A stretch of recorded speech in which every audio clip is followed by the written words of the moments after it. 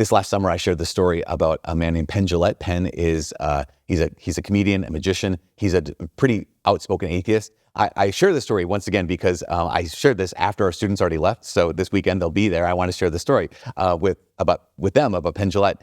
At one point, again, he's an outspoken atheist. At one point, he made just kind of a quick video that he posted online.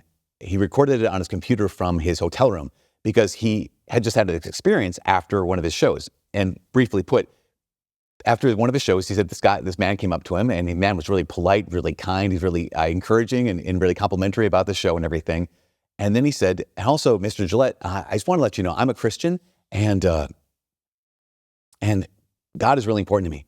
And I believe in Jesus. I believe he loves every one of us. And I believe that that you would be blessed if you had this. And he gave him a little Bible.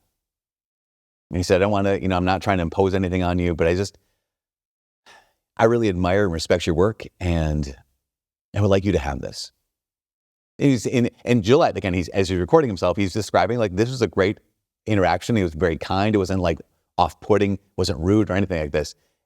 And he reflected on this more, and he said, some people might think that, who is that guy, that Christian trying to make you a Christian? Aren't you offended by this? And Jillette was like, I'm not offended. In fact, this is what he said. He said, I've always said that I don't respect people who don't proselytize, right? He said, I don't respect people who won't evangelize. He said, I don't respect that at all. This is his quote. He said, if you believe there is a heaven and a hell, and people could be going to hell or not getting eternal life, and you think it's not really worth telling them this because it would make it socially awkward, then he says, how much do you have to hate someone not to share the gospel? He said, how much do you have to hate someone to believe an everlasting life is possible and not tell them that?